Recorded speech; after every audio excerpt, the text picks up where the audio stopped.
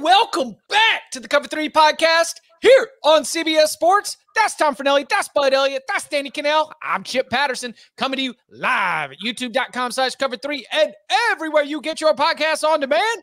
Thanks for hanging out. Smash that subscribe, smash that like, and come and join us in the chat, aka the Cover 3 Tailgate, where we are getting interactive here on a Thursday. We got questions from the big old bag of mail, where if you left us a 5-star review and you put that question in the review, we will tackle it in a mailbag episode like today, including some memories of hearts broken for Ole Miss, as we are here in the middle of SEC media days.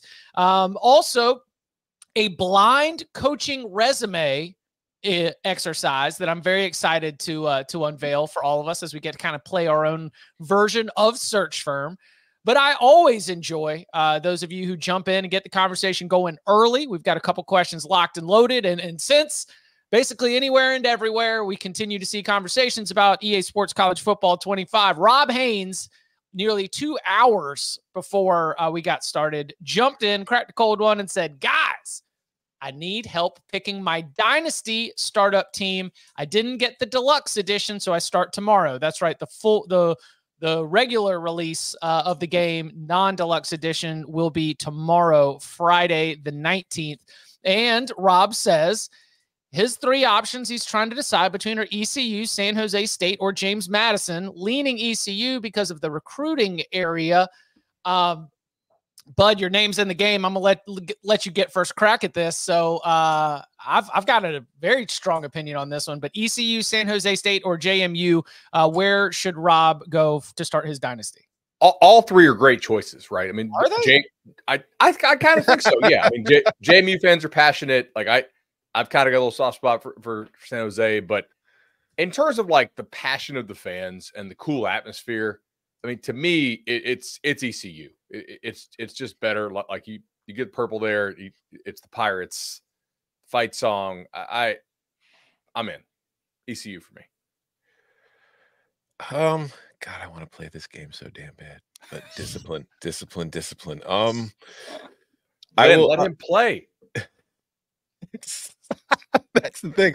Like, I could find time to play the game, except I'll have to ignore my wife to do so, and I don't know how that'll go over. What show are you guys watching currently that would have to be replaced by this game? We're watching The Bear right now. We've got The Boys coming up. House of the Dragons going on. It's just, it's family time, bud. You know how it is. You got to spend time with the wife. But it is great watching time too. Yeah. No, mostly it's just work related. I remember how I was when I used to play this game. I was not the best employee. So I'm trying to be disciplined here. But I think ECU is a great choice, but I would go with San Jose State. Wow.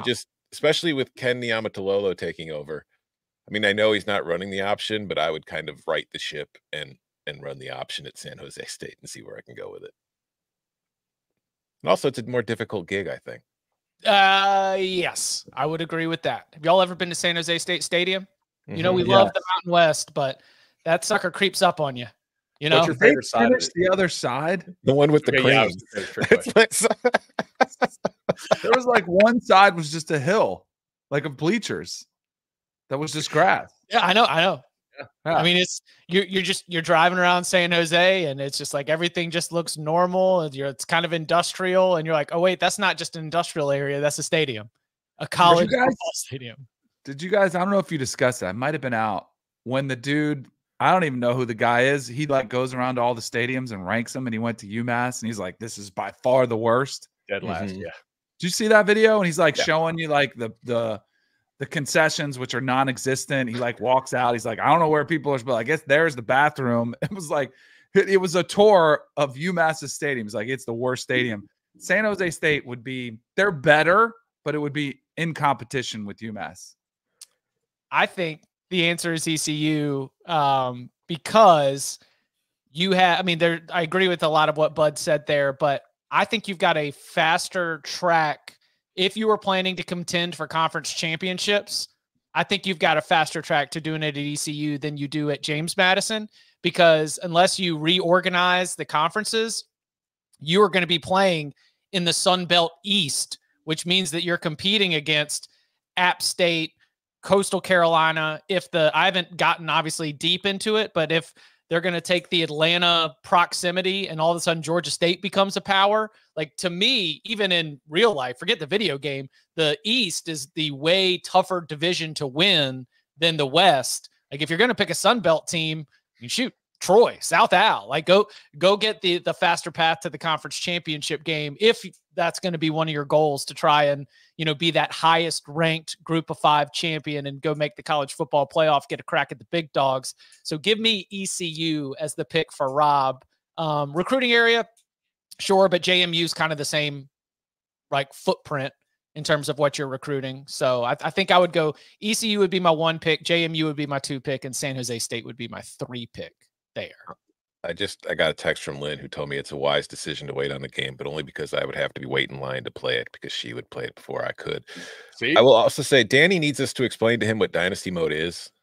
Yeah, that would be helpful. Basically, so apparently I'm gleaning that you start a program, you try to build it up into a dynasty. I mean, is that there? I mean, you could start with any school you want, but basically you're running the program. Like you have to play the games, you recruit, you do everything. But the most popular way to do it, I think, for the majority of people is you start as a coordinator and then, you pick a school to be a coordinator at, and then you get job offers. So you might not just be able to jump to any school you want. But I think for me, it was always more fun to start off at a small school and try to work my way up because it was more challenging. But from what I've seen from people who have been talking about playing this game is that it's more difficult than it used to be. So maybe you could just kind of start at a Power 5 school and still kind of have a challenge to win it. Also, if you pick a really good school, we will make fun of you. Yeah, I mean, if you're an Ohio State fan and you want to be Ohio State, or you're a Georgia fan, fine, but let's do 2 seasons. It's still pretty lame. If you do more than that, like when in the old game, when Pip Chatterson the first had to retire, it's because his Washington dynasty got too good. My offensive linemen were all like 98s, 99s. It just wasn't fun anymore. So I had to go back and start over. And then that time I wound up at like Virginia Tech. Danny, it is fun to see when the offers come in, what schools give you job offers, and then having to make the decision of whether you want to stay or like wait out another season and see if the job offers get better. That part of it is some fun cosplay. Is Vanderbilt a good option, or is that too hard, like impossible? I just channel my inner Barton. Great option. I released a short on our YouTube discussing the 5 schools that I think, are the best choices. And Vanderbilt was the only Power 5 school I had on there. I argue that it might be the most challenging Power 5 job in the game. All right. Two more. I guess did I get 1 or 2? All right. Yeah. 2 questions that are a little bit more current event before we'll dive into maybe a little bit of SEC talk and the big old bag of mail. Matt Davis jumped in nearly an hour before. He said, fellas, got a 2-parter for y'all. Who you got at the Open Championship? Additionally, what equipment bag setup is everyone working with? Thanks. Y'all are the greatest. Hey, listen, our 4th major of the year that is going on right now over there at Royal Troon in Scotland. So yeah, we will engage with our golf loving members of the tailgate. Who you got? Where we at? I think Justin Thomas will lead after today.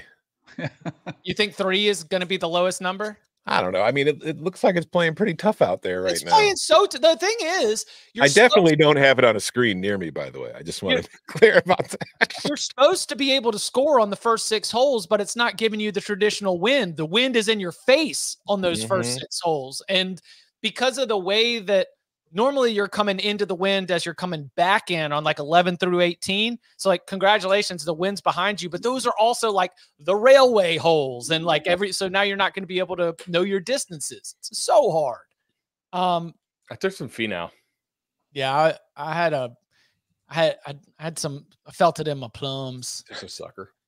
I got some Colin. I got some Tone. I got some Big Tone. Where's Cam Young at right now, Tom? Jeez, let's see. Cam Young, 1st round leader, ain't gonna hit. I do not believe so. I can't even. I'm scrolling down. I don't see. Oh, that's not good. That's not a good thing. I've got a whole number of outright winners, and most of them are already dead. How's Tiger doing? He is currently 2 over on the 5th hole. Okay. Well, could be worse, I guess. I don't know. They were talking about when's he going to hang it up when I was watching. They were saying this is painful to watch. I don't know if it's looking great. So playing with Cantlay, Buddy wanted to bet 5 dimes on Tiger to make the cut at plus 175. It's like he's like, you talked me off. I'm like, bro, I've been in Mexico. I have not really been following the golf, but I don't know if they get like, do they give away freebies on Tiger doing things? I don't know. No, but if you apply your boost to Tiger, then you're making up the market. You know, there you go. Danny, who you got? Who you think's going to win this? I'll go Patrick Cantlay. He's right. I know he's so boring, but he's been so good. I mean, he's just been around the leaderboard. Yeah, no, he's playing great golf right now, without a doubt. He sure is taking his time to do it. Yeah. He is. He is the slowest golfer. My man Joe LaCava's got to pick up the pace a little bit. Do you think he says anything like as his caddy? Do you think he ever, or are you just like happy to have the job and you're like, hey, take your time, whatever you need to do? I mean, you got to think it's killing his hourly rate compared to other guys. I couldn't listen after going out with 69 this morning. We've been looking at the Open Championship as the time when some people find the fountain of youth. If Justin Rose does this, I think that would be cool. I would take a Justin Rose Open champion. So like I told you, Colin, Big Tone, got, of course, bought a piece of Scotty because, it's just, you have to. But I right now looking at the leaderboard, I could take a Justin Rose or an Adam Scott. Those would be kind of fun winners that I could get behind. The Canal girls would love if Adam Scott was there on Sunday. They're big fans. Big fans.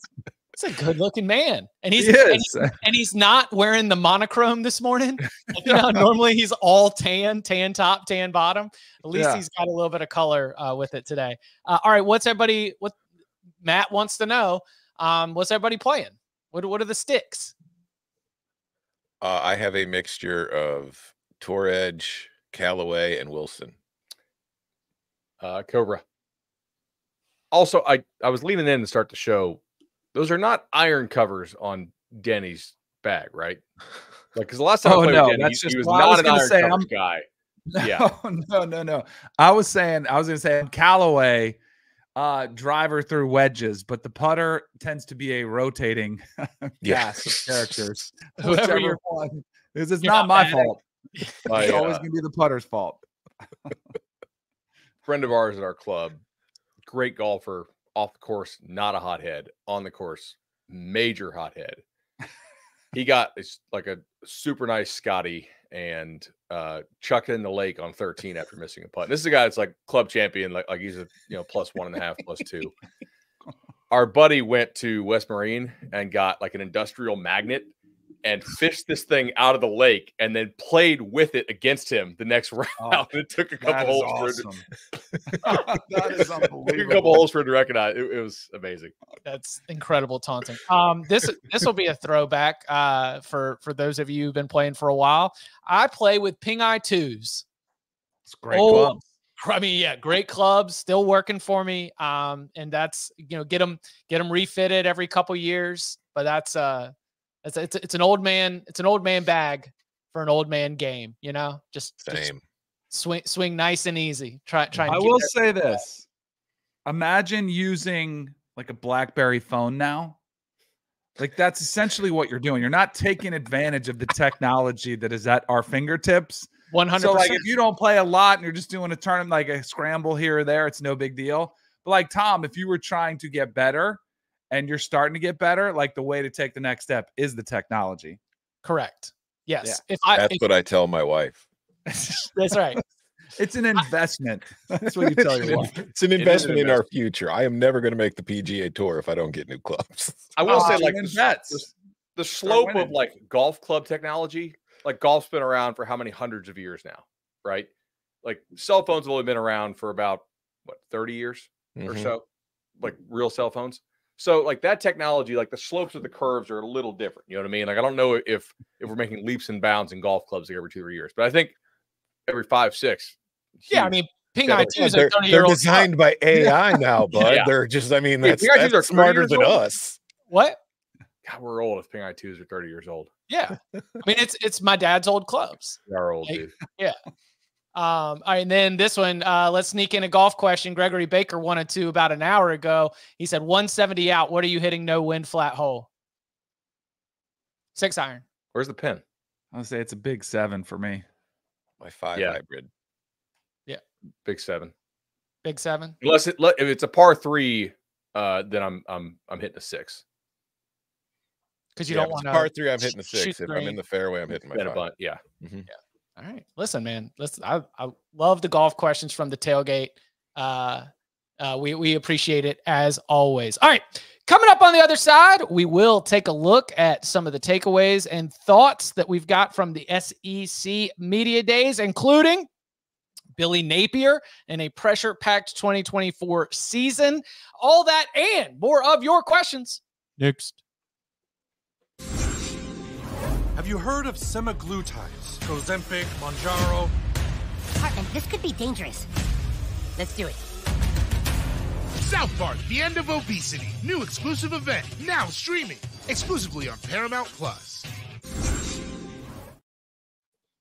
Back here on the Cover 3 podcast. A little bit of buzz around the Florida Gators down at SEC Media Days. First, Cormani McClain, reports that he might not be on the team. Those reports were shot down. He is still a member of the program. Also, we've got Graham Mertz has been, they are representing the Gators. And the comment that stood out to me, and Bud, I'll let you get first crack at this. Billy Napier says he believes that given where things were when he took over and the path that they've taken, that they're right on schedule or right on time. He is going into year 3. We, of course, had that in last week's mailbag, the comparison of, what he took over, what Mike Norvell took over at Florida State. Do you get the sense that Billy Napier is going into this season with the right message, at least for his fans and those who are tuning in, wanting to see what their head coach has to say before this very difficult schedule? Well, Chip, it does depend on what clock he's using, right? And let's just be clear. I'm not privy to the internal discussions that Napier has had with Florida's administration, right? Maybe his assessment of the roster when he got there was considerably worse than everybody else thought it was. Now, granted, they have had a good number of players drafted, so I think I would probably quibble with that assessment a little bit. But if you're Florida, Dan Mullen was a pretty good coach. He won, the East a couple times, went to the SEC championship a couple times. You kind of got rid of him because you wanted to pull the Georgia move, which is where you got rid of Mark Richt, who had a lot of really good seasons. I'm not saying that Mullen, at Florida was as good as Richt at Georgia, because he was not, but there are some parallels here in that he would win a lot, but not win the whole thing. And when Georgia got Kirby, they started winning the whole thing. I think Florida looked at Napier as, hey, we can get our Kirby type guy to upgrade. And so they're clearly not on that path. But again, it's hard to answer this question without knowing what Napier and the administration discussed beforehand. They have a new president, though, who was not the guy who hired the guy who hired Napier. So what does his clock say? Any other Florida-related observations from Napier, Mertz, or the Gators in Dallas? So where did the McClain stuff start? I've been seeing it for a few days, haven't you? But but what I don't know is if there's smoke, there's fires, or there's this completely made up. I've seen it addressed a number of times. I don't remember ever seeing where it came from. Yeah. So people who would know were reporting on our network and other networks that he was having a lot of problems, like missing meetings, showing up late to meetings. The way I read this is that he seems to have gotten it right in like the very recent week, I guess. And thus Marcelo said, like, hey, he reported that he's still on the team and just had the best week that he's had since he's been there. Hey, 10 more pounds of muscle. Yeah. But I don't think that there was no fire to the smoke of him having issues there. That is entirely consistent with what we saw when he was at Colorado, and also just some of the craziness that played out with his recruitment. I'm rooting for the guy, man. Like I've never gotten the sense that he has like a great support system around him, that helps him make good decisions and stay on track. And I really hope Florida can support him, because he's a hell of a talent. And I always liked interacting with him, and if he had his best week ever, awesome, cool. Let's put together another one and another one. One great exercise that I enjoy being able to take part in here on the Cover 3 podcast is explain the headline. We've been in this business a long time. We understand the art of this. So when the headline is Steve Sarkisian says we're going to need both quarterbacks, you're like, whoa. Two quarterback system. Quinn Ewers, Arch Manning. Quinn Ewers, Arch Manning. So let's dive into this. These guys are great friends. Nobody gets along better. There's a real level for appreciation for what each guy is doing because they know the journey. They know the path. They know how we coach him. From Arch's perspective, he's watching Quinn have to go through some of the adversity, having to fight through injury, having to deal with criticism of being the quarterback at Texas to see him have success. I think Arch is fired up for Quinn. And on the flip side, I think Quinn recognizes Arch's journey, year one in our system, and what that's like. If you go back to the spring game, Arch's true freshman year, what that looked like, then how he played year two in the system, there's great appreciation from Quinn for what Arch is doing. So in the end, we're probably going to need both those guys at some point this season. That is so much more level and like tell it like it is than the headline. We're going to need both this season. But Danny, do you agree with sort of Sark's taking the temperature, or at least the way that he's explaining the dynamic between those two star-studded quarterbacks in the room in Austin? Absolutely. I think they have a really healthy quarterback room. I've been in some quarterback rooms where you're kind of worried about backstabbing. You're worried about somebody that really wants to take your job and will do anything to get it, will make you look bad, won't help you at all. And then I've been in great quarterback rooms where it is a tight-knit group and you're kind of looking out for each other, and you can come over to the sideline. You can ask your backup or your third string, hey, what did you see there? Did you what am I missing? You can get help there. There's encouragement. And there really is a willingness to, or a desire to see the starter succeed, even from the backup. And I believe Sark when he says these guys have a really good relationship. I've been, you hang out with your quarterback group every day. And sometimes that can be uncomfortable because there's only one ball. Like, it's not like a wide receiver. It's not another position. So I think it's a really healthy group. And what I think Sark is alluding to is the fact that Quinn Ewers has not played every single game in his 2 years as the starter at Texas. So he's saying, hey, if what we've seen the first 2 years of Quinn Ewers continues, we're going to need Arch at some point to step in and contribute. I think that's all he's talking about. I think what he's saying is there's a QB controversy. Quinn Ewers is on the hot seat, and Arch Manning will start that game against Colorado State to start the season. Steve Sarkisian has spoken before, and a lot of it I remember from last year was his work with Quinn to get Quinn more comfortable in being the Texas quarterback for all of the things that means outside of the field, and we've been around him. Like, he doesn't have a forceful presence. He is not physically imposing, and his person, and this is not a bad thing. There's all different kinds of personalities, but his personality, doesn't grab your attention right away. And so I thought that was interesting to hear Steve Sarkisian bring that up again, that, he's trying to, Arch has to appreciate where Quinn has to do and the growth that has to happen there. Ultimately, if Quinn Ewers goes out there and throws a whole bunch of touchdowns and plays as well as he did in Tuscaloosa when he lit up Alabama's defense, then look, he doesn't need to have any kind of personality, and he'll still be like one of the biggest stars in all of college football. But I do think that the fact that Arch and Quinn Ewers, though both 5-star prospects coming out of high school, do appear to have kind of different approaches to this. I mean, Quinn is the one that's on the daggum game. Arch is the one that got the promo with an NFL Hall of Famer. Mm-hmm. It's two very different sort of off-field type personalities. It sounds, according to Sark, like they've got a good back and forth behind the scenes. In all seriousness, like, Quinn's the starter, Arch is the backup. The only scenario I can see Arch realistically taking over the starting role without injury is if we go back to last year. Texas really struggled finishing drives in the red zone. And Quinn Ewers really struggled in the red zone when it came to throwing the ball. I mean, it might be the RPO stuff didn't work nearly as well because defenses weren't worried about being beaten over the top. I don't know what it was, but if Quinn Ewers still struggles finishing drives in the red zone and Arch Manning comes in and kind of shows an ability to get the job done there, that's the one thing I think that we could see that would lead to an actual QB change. Agreed. Yeah. Gary in the chat said, I think you should expect your quarterback to play the entire season. You should hope. Absolutely. Like, you should hope. Like, but you can never assume or expect that they're going to stay healthy. Because I guarantee you, in a perfect world, Sark would be like, yeah, I hope Arch never sees the field unless it's a blowout. Like, that would be his mentality. I think he's just giving you the reality of what we've seen the last 2 years. I mean, how many quarterbacks? How many quarterbacks started 12 games last year, you think? Probably. I mean, it's going down at JJ, like 90. Yeah, 12.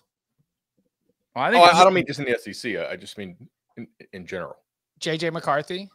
JJ did. I would say probably 60 to 65%. Michael Penix did. You didn't last year? Quinn Ewers. Yeah. Right. I mean, what I think is interesting is I do think this is such an interesting dynamic because you have this superstar level of player behind him.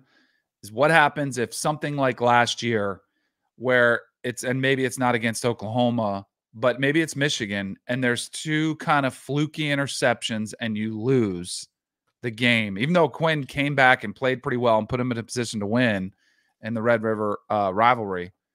Like, that fan base, as any fan base would be, will be clamoring. And I just wonder what impact that has on Quinn Ewers and from his play.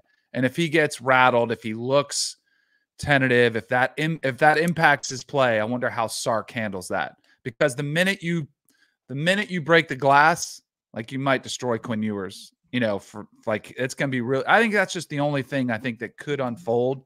That could be an interesting dynamic. That, you know, if you go to Arch in relief, like, what does that mean? Is that Arch's team from there forward? You know, or what if he balls out when he comes in? If Quinn Ewers does get hurt. Quinn Ewers, as the starting quarterback, will face Michigan's defense, Georgia's defense, and Oklahoma's defense before October 20th. Mm-hmm. And Oklahoma's defense probably doesn't need to be included in that same category as Michigan and Georgia, but it ain't a slouch. It is a good plus value, difficult unit. And so that will be certainly interesting, particularly as it also goes into the wear and tear that you mentioned as well, Danny. Any other sort of SEC nuggets or anything stand out or pop for y'all? We need Sam Pittman to keep his job. Yeah, because he's the only one worth listening to when it comes to media days. He's up there talking about embracing the hog. He was asked about Sark saying yesterday that Arkansas fans hate Texas more than Arkansas loves themselves. And he said, yeah, that's probably true. He's the only coach that you can actually rely on to be like honest with his thoughts. I like Sam Pittman a lot, man. Me too. I mean, I do kind of wonder, like, as people who don't have to root for Arkansas and see them play as bad as they are, like, do we like the, hey, go drink a beer thing more than actual Arkansas fans do at this point? I don't know. Listen, I like drinking beer. We all like drinking beers. It's Arkansas. You got to change coaches every 4 to 7 years because you got to like restart the hype cycle and get fans believing you can do something there. And, you know, like, I have it's a shell game. Got to move it around. Listen, I've mentioned this story before, but when a recruit's father allegedly had their finger snapped off by a folding chair, you know who knew exactly? Is that just allegedly, or is that just is that in dispute?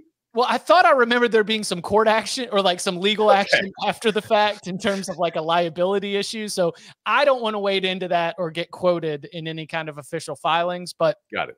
Is Tom Mars a listener? Yeah. You know who knew exactly what to do and sprung into action? Sam Pittman. He was like, hey, we don't need a cooler full of ice and we good right here. We can sew that thing back on. First of all, Chip slept into the Ed O voice. Second of all, that's why you keep that cooler cold beer around, right? Mhm. What if an O lineman's dad does snap his finger off in folding chair? Like, hey, got the ice right here. A lot of Who do mangled you- hands and fingers on the O-line. O-line coaches have plenty of experience dealing with it. Exactly. Yeah. Just like Brian Baldinger's fingers. Mhm. He's like, "Ah." Who- Every offensive who's gonna lineman looks be- like he's throwing up gang signs all the time. Yeah. Who's going to be the character at Big Ten? We're going to be at Indy. Great. Who's going to be the coach that delivers? I don't know. We're probably not going to get his Pittman performance. No, there's really no Pittman in the Big Ten. On the We're getting all mic, coach speak. I don't know if there is one. Off the mic, there'll probably be a few. Listen, I think Fickle's the closest thing I can get to like just having a conversation where he just answers questions. You know, haven't interviewed him a few times, but Kurt Signetti has more flair than you're ready to. yeah, Yeah, I don't know Kurt, so yeah. Kurt's good. Brett Bielema is not like absent of flair. I'm gonna say, does PJ Fleck tone it down or go even harder? Ooh. That's a big fork in the road there. Matt Rule is incredible. Oh, come on. Matt Rule is going to get, it's an acquired taste, but if you buy into the Matt Rule world, then, you can, but they're all like Tony Robbins, like they're the motivational speaker. I'm talking about personality, like go drink a cold beer. I don't know if there is one. Well, not every personality is go drink a cold beer. True. Exactly. Yeah, but the best ones usually are. Bielema. Oh, then Brett Bielema. Bielema's a good hang. Yeah. Oh, Jed Fish. Yep. Yeah. I think, Yeah. Ryan Day, it'll depend on what Lou Holtz says on Sunday. Like maybe we can get an animated Ryan Day. Maybe we'll get good James Franklin. Yeah. Is Foster cool? Like I haven't met I him. don't know. I'm looking forward to. I imagine so. Yeah, I'm looking forward to that opportunity. I would imagine that he has a level of charisma and is it affability? Is that the right word? Sure. Because that was like one of his like the whole things of being with the program initially, right? Being able to communicate, being able to connect. And so that's one of the reasons why he got the job. I'm going to set my expectations pretty high. And yeah, I think Dan Lanning's, when Dan Lanning chooses to turn it on, it's stellar. So we'll have our share of characters there for sure. All right. Let's go to this. Sometimes there are mailbag questions that bounce around for a while. So let's open up the big old bag of mail.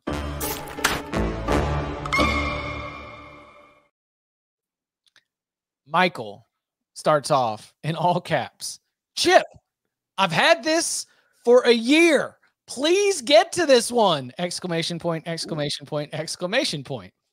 Here's my question. As y'all likely know from Twitter, I'm a massive Ole Miss fan, and the 2015 4th and 25 against Arkansas still haunts my dreams.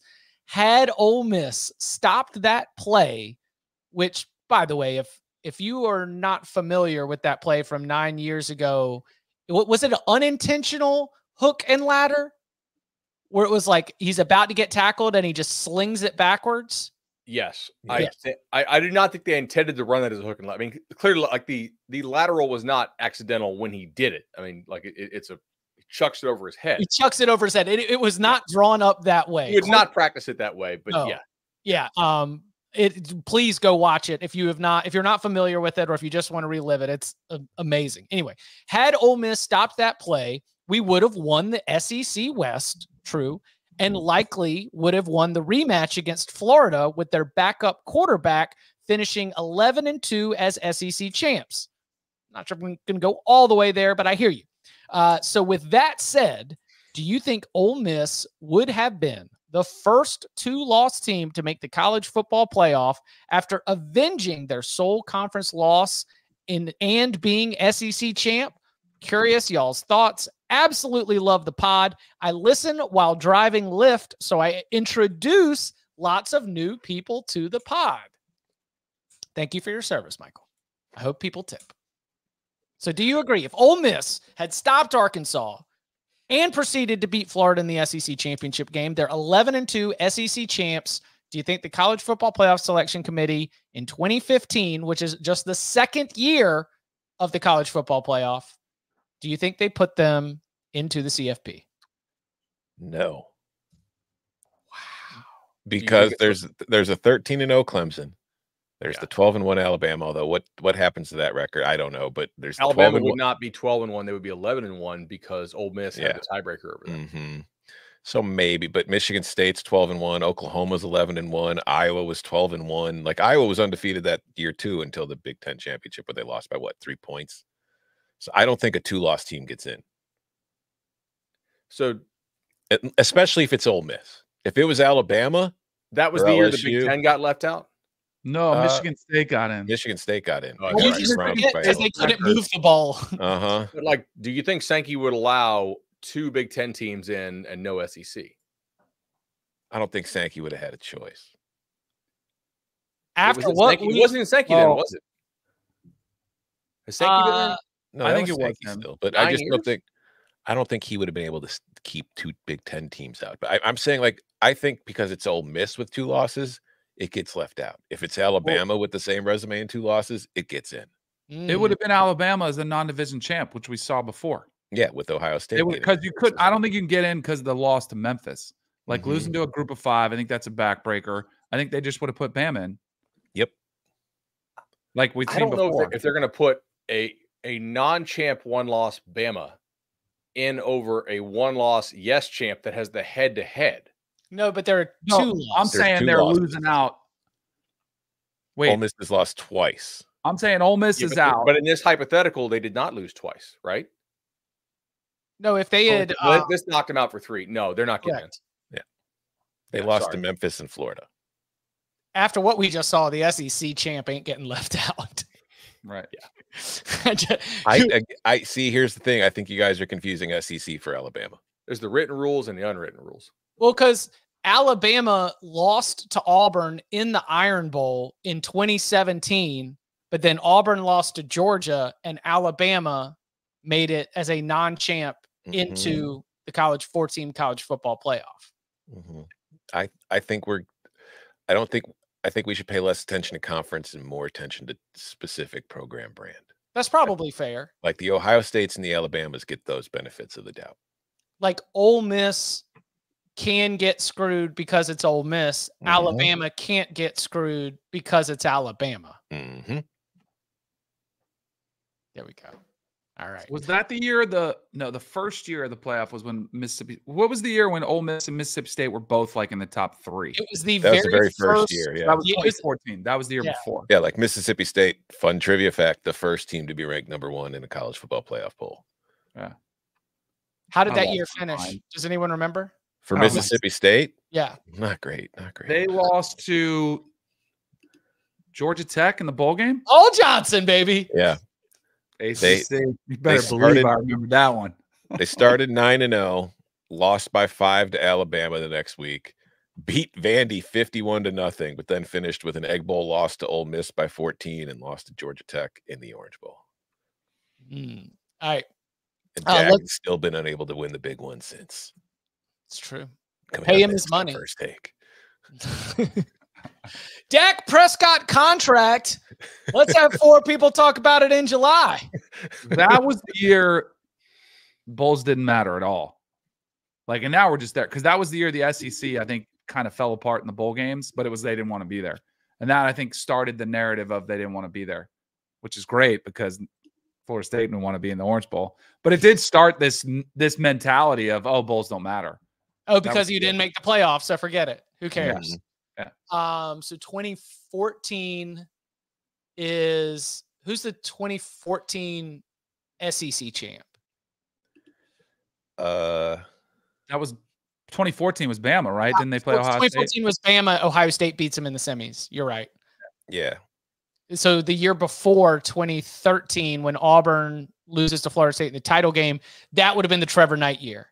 There's the Oklahoma beats Alabama, and Alabama didn't want to be there. That was it for sure. That's all that time. Okay. Do we remember who Alabama played in the SEC title game that year? In 2013? 2014. It was 2014. 2014's Florida or Missouri. Missouri. Missouri made it in 2013 and 2014, losing to Auburn and losing to Alabama. Correct.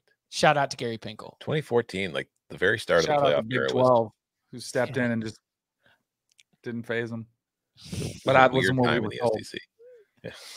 All right, this one was an hour and a half before the show started.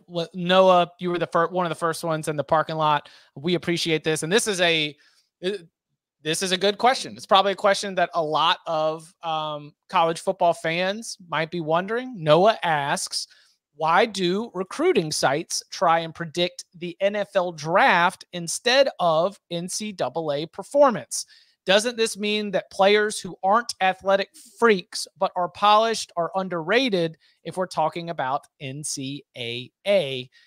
I think everyone who listens to the college football they Cover 3 podcast regularly understands the idea that 5-star projects to first round. That's why you only have 32 of them. And it sort of works its way down the line. I haven't heard us discuss often, or at least not recently, why. So, Bud, why? Yeah. So good question. And I do our scorecard for this, right? Where I rate us and rivals and ESPN and On3 and whatnot. So the reason is because it's standardized scoring, right? We're trying to judge your talent level, not necessarily your production level in college. And let's think about this. You might go and be third team all SEC or like not even make any of the 3 all SEC teams. But if you went and played in the Big 12, you might be the best damn defensive lineman in that conference. If we're scoring it your way by NCAA performance, let's look at yards or sacks or whatnot.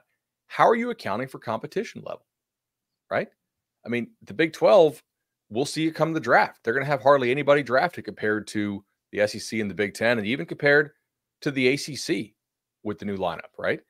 So I think the NFL draft is the most unbiased way to do it because we're trying to gauge who are the high-level talents, and the NFL draft is very much about that. It's also just an easy way for us to go and score it.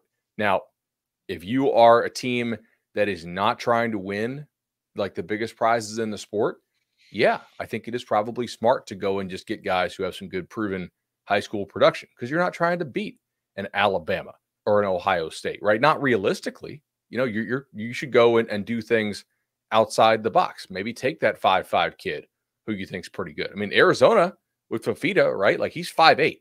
So, like that's a pretty nice get for him. Is he an NFL guy? Not at 5'8", he's not.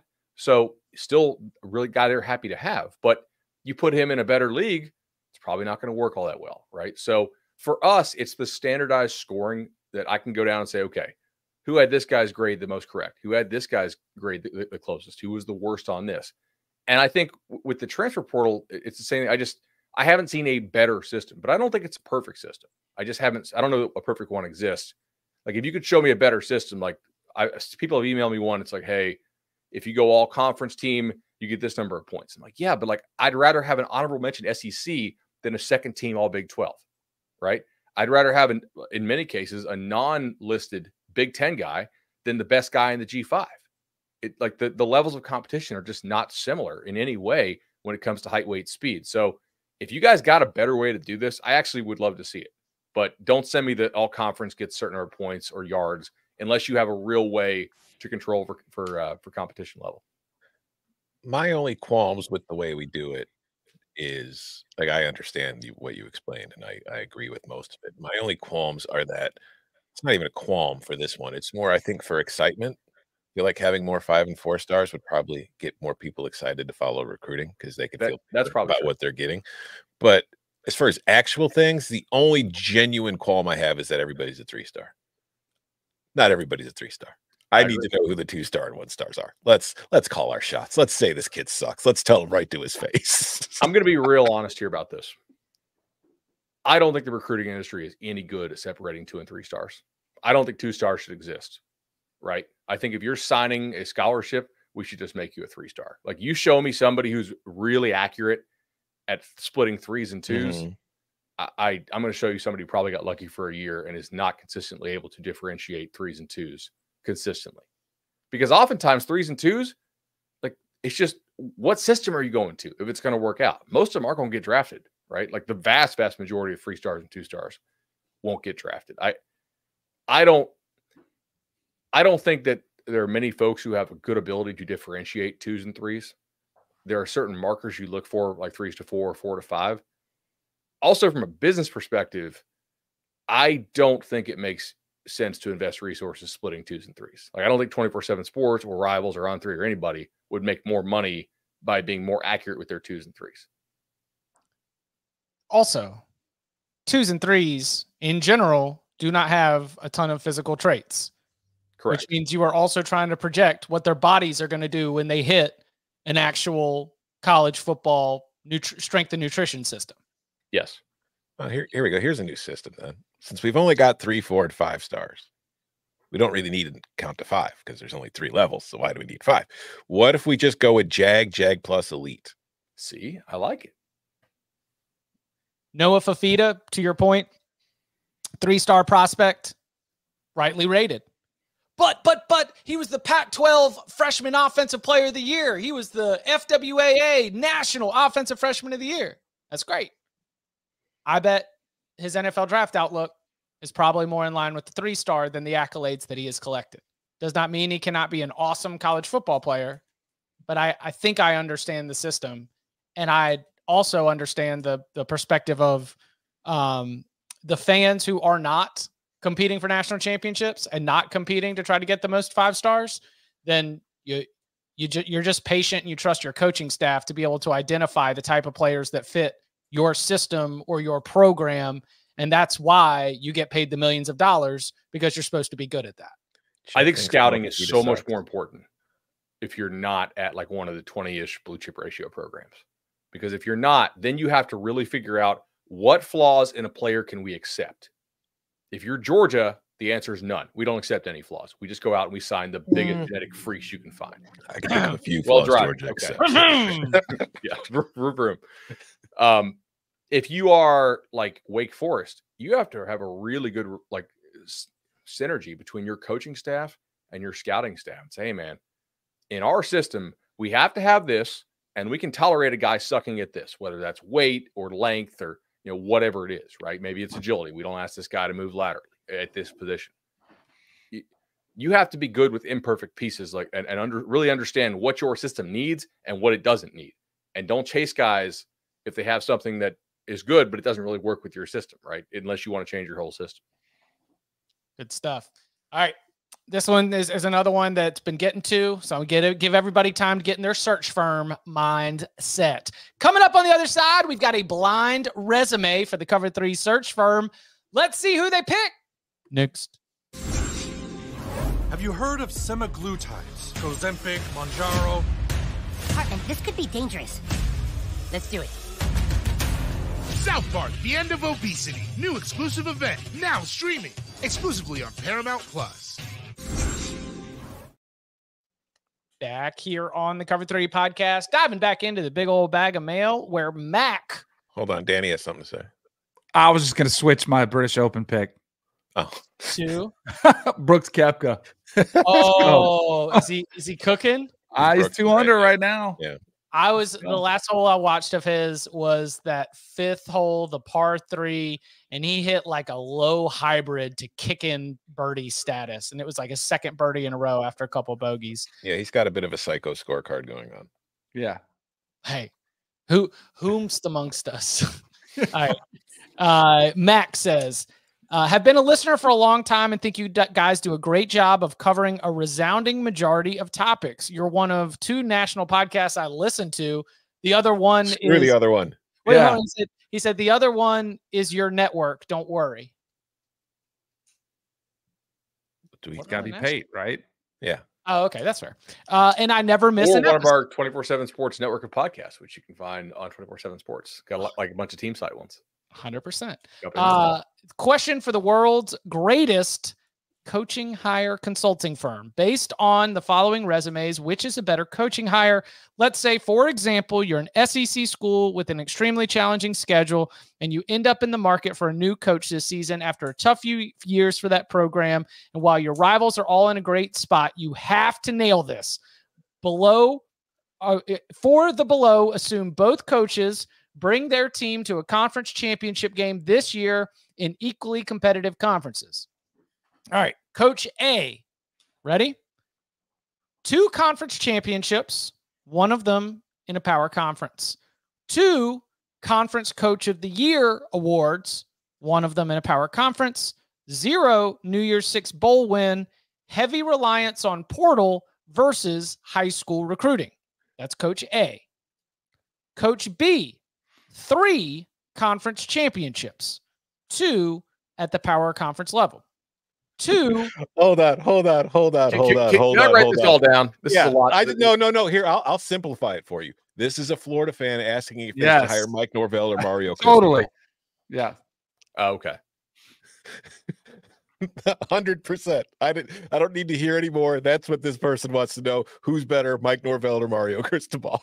For Florida, I would hire Cristobal because I have to go sign the level of players that I can beat Georgia and Alabama with. And he's shown he can win those really, really high level recruiting battles, assuming that he can energize the Florida fan base to get the crazy NIL that he has at Miami. Excellent high school recruiter, typical 15 to 20 range in the portal rankings. Chip, for your eyes only, Coach A is Norvell, Coach B is Mario. Let's see what they say. So that was you could sneak that past me. Come on. I was sitting there doing it. I'm like, wait, Tom's light bulb went off right before mine. Mm-hmm. What was? Like, wait a second. What was Mario's third conference championship? One was at FIU, wasn't it? Oh my God, you can't. That. He won a conference title at FIU and got fired. I don't know if he did. I remember when he got fired at FIU, everybody's like, what the fuck are they firing him for? Let me see here. Mario has won conference titles at FIU 2010, 6-2. There's a split, I think, but I don't know. 6-2 in the Sun Belt in that year. 7-6 overall. Yeah, that sounds like that sounds like one of them. That sounds like one of them Doug Marrone Syracuse Big East titles. Or like Paul Pasqualoni UConn getting him to the Fiesta Bowl kind of conference championship. If you flip the question and it was like, if you're the AD, who would you hire though? I think I would hire Norvell. Like if you're a fan, all you care about is winning the Natty, right? Or I guess I care about graduating my players. My wins are different than your wins. Like I think, I think Norvell is such a high floor operation that, like, as an AD, I'm gonna get a big raise and an extension because of the competency level there, right? If I'm a fan, I really just care about winning the Natty and chasing that. If I'm an AD and I lose to Georgia, but I'm winning 9-10 games a year at Florida, man, I'm not getting fired. Like the fan expectations versus what ADs want. Like ADs care about stability a lot more than fans do. It's a different perspective. I will say, as a fan, completely ignoring the potential of winning a national title, just living with what I have to watch every Saturday. Yes. I would very much rather have Mike Norvell than Mario Cristobal, because we might go 8-4, 9-3 sometimes, but at least the offense will be fun and I will enjoy it. If I am watching a Mario Cristobal team, we might go 10-2, but every single one of those 10 wins will include me sitting on my couch being pissed off at the decision being made during the game. So for my own personal stress and well-being, I want Mike Norvell. Is it an Oregon? No, I mean, obviously it followed him to Miami. Kevin in the tailgate mentioned, because, Kevin's wrong about this. He's wrong? Yes. Like both of Lanning's moves were pretty clearly plus EV. And not kneeling down is like definitely not plus EV. Like the results were both losses, but one was the correct decision. It just didn't work. Yeah, right. Process over results. Mario's like not doubling on 11. Lanning doubled on 11. Now they both busted, but one is the thing you should do again, and one's the thing you should obviously not do again, which he did again. What did the chart say about Sark's decision to kick the field goal in Red River? Do you remember that? I don't remember the situation off the top of my head. No, I thought it was more the play calling up to the field goal. Because they were like playing for the field goal. Yes. Yeah. I don't remember. It was, they were not being, they were very, very happy trying to kick the field goal and think that that would be it. And then Dylan Gabriel marches them right down on the clock. Yeah. Hopefully for this year's Red River, the four of us will have a better reason to remember the exact situation. I can see if you are the superior team. Didn't they come back because somebody got hurt for Oklahoma? Like, didn't somebody go down and they started whipping them? I'm trying to remember, like, because it was a big comeback because Oklahoma jumped out early. That was another question during our Quinn Arch conversation. Someone said if they get the receiver, didn't Farouk tear his ACL in like the third quarter? It's like if Ewers throws 2 interceptions early, Farouk's for Oklahoma. Yes, I'm saying. Yeah, but I'm saying like, it changed the game, though. I think the argument for Texas, if you're trying to play for the tie, which I don't love, is because you're playing for like a 50, maybe a weighted coin, 55% chance to win in overtime.